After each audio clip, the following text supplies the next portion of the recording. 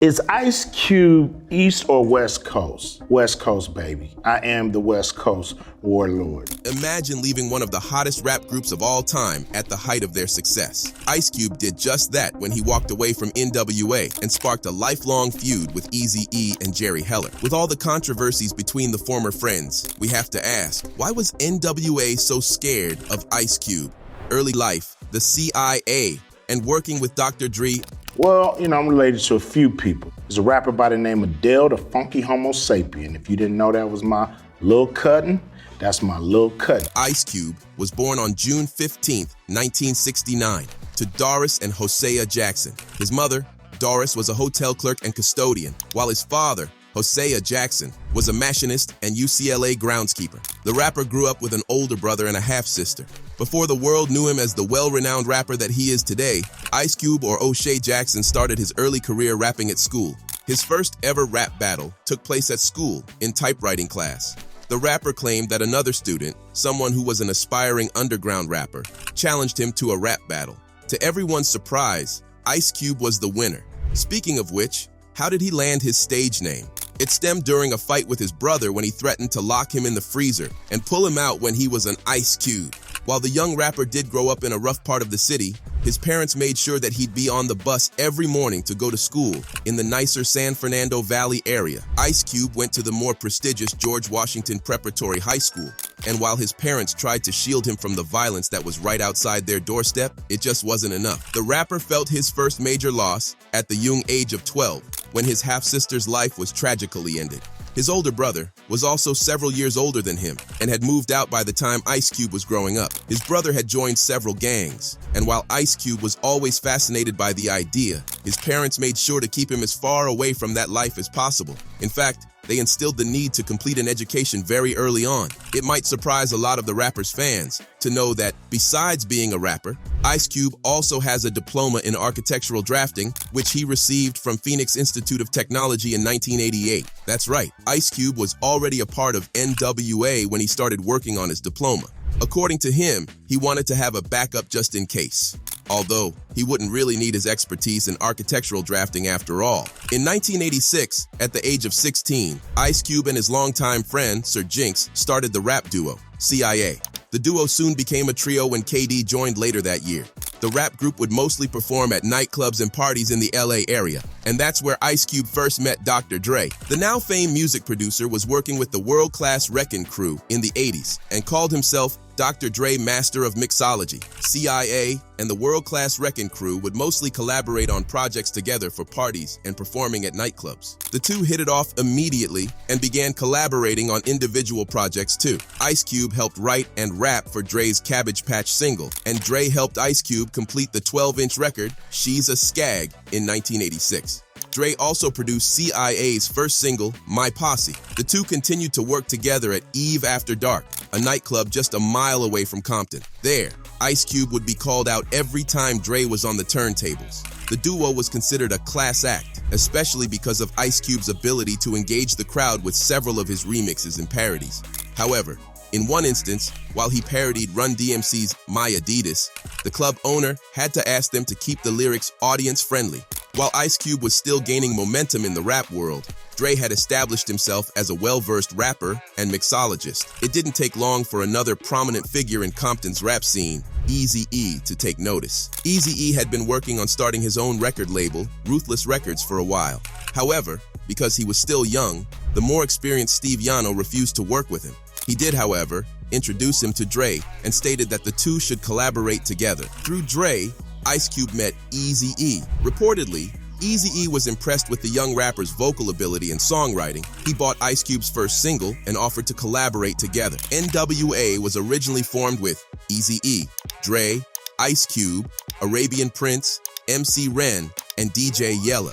Dre and DJ Yella had already worked together in the world-class Wrecking Crew. N.W.A.'s success in monetary disputes. I had the street knowledge concept in my head already because the N.W.A. record starts off, you're now about to witness the strength of street knowledge. So I had that concept in my head of trying to match the streets with the political tone. N.W.A.'s best remembered today as the face of rap on the West Coast with their successful debut album, Straight Outta Compton.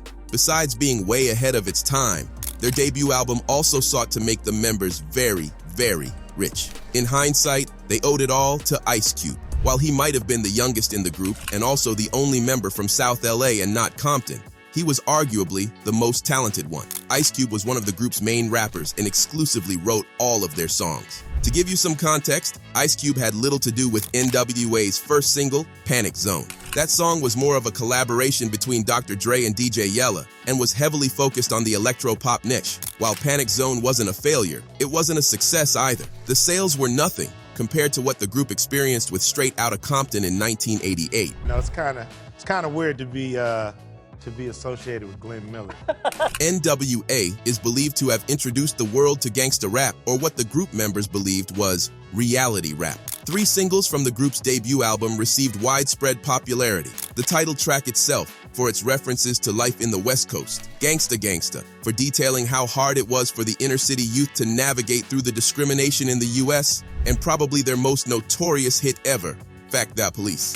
Ice Cube later claimed that he was the one who wrote most of the lyrics for the song with a little help from the D.O.C., a rapper and close friend of Dr. Dre. The song was notorious enough for the FBI to send a warning letter to the group, encouraging them to pull the song from their lineup or else they'd be refused police protection for their concerts. N.W.A. refused to take the song out of their lineup or even censor it. According to Ice Cube, the police were intimidated by the song's rising popularity and how it painted a clear picture of what was really going on between the people of the West Coast and the police. He also claimed that because they were denied security for their concerts, they had to face several setbacks on tour. So, whatever happened to the warning letter sent to the rap group by the FBI? It's framed and on the walls of the Rock and Roll Hall of Fame. Felt Easy didn't know the business enough. You know, this is how I felt because I remember him coming into it. He came in, you know, kind of wide-eyed. What do we do? You know, I'm ready to do this, you know. So I felt like he wasn't savvy enough to pull this without Jerry Heller's, you know, coaxing and capitalizing on Straight Outta Compton's success. The group's founder and the founder of Ruthless Records, Eazy-E, decided to release his solo album in 1989. MC Ren was the only guest rapper on the album. However, Ice Cube claimed that he was the one who exclusively wrote most of Eazy's lyrics, with some help from the D.O.C. The rapper admitted that tensions were running high between him and Eazy-E and with the group's manager, Jerry Heller. Ice Cube claimed that he was the one who wrote most of their lyrics. However, he wasn't being repaid fairly. He argued that Eazy-E would often claim that it was his idea to start the rap group in the first place. Plus, he owned Ruthless Records. Eazy-E made Ice Cube write most of his lyrics for his debut solo album, Eazy Does It.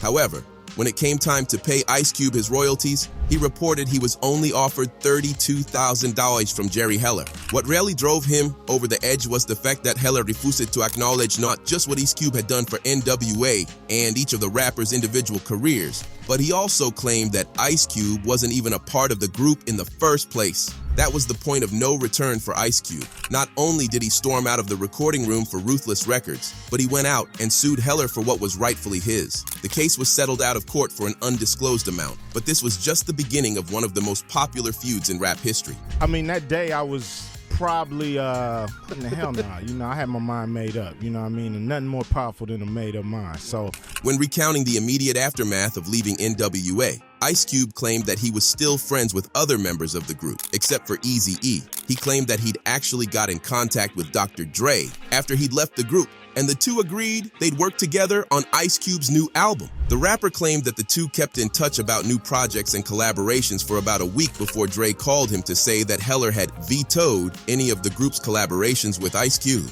This surprised the rapper because he knew that Heller was supported by only one other member of the group, Eazy-E. According to Ice Cube, his only beef with the rapper at the time was the fact that he chose Heller's side and made money rather than sticking by what was right. That, plus the fact that he made sure to isolate Ice Cube from his frequent collaborators and friends. Now, Ice Cube wasn't the only member of the original N.W.A. who left the group at the height of their success. In fact, before MC Ren joined the group, they had Arabian Prince, who left right before N.W.A. blew up to focus on his solo career. Arabian Prince had the same grievances with Heller as Ice Cube. However, he claimed that because he was more experienced than the then 17-year-old rapper, he knew that Heller was planning on stiffing them once the group blew up.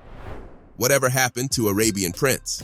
Anyway, he had left, and basically he was like, yo, you can go out and be a flop like Arabian Prince. That was his exact quotes, Really? And I was like, damn, that ain't gonna happen. Eazy-E told him his career would tank just like Arabian Prince's did. For context, the founding member of N.W.A. lost all rights to the group's projects and received no royalties after he left, even for the songs he co-wrote. Plus, none of his solo projects in the 90s rose to fame. Arabian Prince took a long hiatus from music because of repeatedly low-performing singles. Interestingly, he was the only founding member of the group who wasn't inducted into the Rock and Roll Hall of Fame and wasn't portrayed in the film Straight Outta Compton. One member had already left N.W.A. at the peak of the rap group's fame. Ice Cube would have been the second. There was the looming threat of his career ending before it even started, especially since his former group held much control over the gangsta rap genre, all thanks to the rapper himself, to be fair. Anyway, now that Dre and the others were told not to collaborate with Ice Cube on any of his projects, things were looking bleak for Ice Cube's career for a while. He later admitted that the turning point came when Chuck D told him he should focus on his solo career instead. Chuck D also helped introduce Ice Cube to leading rappers who'd made it big in New York. Together, Ice Cube started rapping several verses as a guest rapper on other artists' albums. This was his way of declaring that he was no longer a part of N.W.A., continued success, and feud with N.W.A. So I'm telling them the story. So I tell them, I was like, yeah, I told everybody I was coming out here to get my record produced in New York. And everybody in L.A. laughed at me. Like, they ain't gonna do your record. Some might believe that Ice Cube lucked out when he met Chuck D. According to the rapper, he'd originally flown to New York to meet Sam 7. However, despite scheduling an interview, he was told that Sam 7 would not be coming. Serendipitously, he met Chuck D on his way out. Chuck D then took him with him to Public Enemy Records, and on that same day, they agreed to release Ice Cube's debut album. However, it's important to remember that none of this would have been possible had Ice Cube not possessed the lyrical genius that he's so well known for. In 1990, Ice Cube released his debut solo album, America's Most Wanted, despite the hype surrounding the album claiming that Ice Cube would diss all of N.W.A., if not at least Eazy-E and Heller on the album. The rapper steered clear of dropping any names or even hints. In fact, talking about it later on, Ice Cube claimed that the reason why he decided against dissing anyone from N.W.A. in his debut was because he was still friends with most of his former collaborators and wanted people to recognize him for his solo work. While it might not have come with the scandal everyone had hoped, America's Most Wanted was certified gold in 3 weeks and certified platinum that same year. Now, even though Ice Cube had refrained from naming N.W.A. on his track, they decided to still fire back with a diss on their second album, 100 Miles and Running. Lyrics calling out Ice Cube included references to how they started out as 5, but one rapper left after he just couldn't take the heat. In one music video, they also featured the group locked up with an Ice Cube lookalike, but then an officer comes and frees the lookalike, keeping the rest of them still locked up. This was somewhat of a dual hit at Ice Cube's loyalty to N.W.A., plus the fact that he couldn't practice what he preached. Ice Cube's AmeriKKK's Most Wanted features several references to black nationalism and the plight of young black people in the United States. With their music video, N.W.A. tried to denounce Ice Cube's growing image. The direct hit was enough to send Ice Cube into a fury, and he decided to fire back with several disses and interviews against his former group. In one of the most notable instances, Ice Cube went ahead and mocked every member of N.W.A. as well as the doc on Pump It Up, hosted by D. Barnes. According to Dr. Dre, Ice Cube went too far when he started to mock the doc for his altered voice following a near-fatal car crash. Dre also started to resent Barnes for the way Pump It Up reportedly manipulated their feud for views. All of this resulted in a violent confrontation in 1991, where Dre assaulted Barnes. She later sued him in a multi-million-dollar lawsuit that was settled out of court. Man, that's a very controversial record, and I believe it deserved a re-release. By 1991, N.W.A. started to refer to Ice Cube as Benedict Arnold, the infamous traitor during the American Civil War, in their lyrics. Ice Cube also started to fight back with his songs, calling out N.W.A. and referencing how the group couldn't reach the same level of success they did when they had him. Things came to a head when N.W.A. released Turn Off the Radio, which started with a snippet of Ice Cube's debut album, and where MC Ren threatened to violently assault Ice Cube. In response came one of the most infamous disses of all time, No Vaseline. The song was even featured by Death Row Records, even though Ice Cube released it with Epic Records. This was reportedly because of Suge Knight's own feud with Dr. Dre after he left the record label in the 90s following monetary disputes and accusing Knight of corruption. Still, One of the reasons why No Vaseline was so notorious was because of Ice Cube's many references to Heller and his Jewish heritage. The lyrics portrayed the members of N.W.A, specifically Eazy-E, as being patsies for Heller in his money-making scheme. The lyrics were also reported for inciting anti-Semitism and invoking violence against the Jewish community. Ice Cube maintained that he never intended to offend the Jewish community as a whole, but wanted to call out Heller for his actions when he was still working with N.W.A, reuniting with Dr. Dre and continued work. Who was Ice Cube's producer? Depends, you talking about the one and only Dr. Dre? In 1991, shortly after the release of N.W.A.'s album, Niggas or Life, which many believed was wholly Dr. Dre's project, the rapper announced that he was leaving the group too. Apparently, Eazy-E had quietly been selling the group's rights to other companies while safeguarding his own. That, plus the fact that Dre also felt like he wasn't adequately compensated for carrying the group's latest album, caused a lot of tension.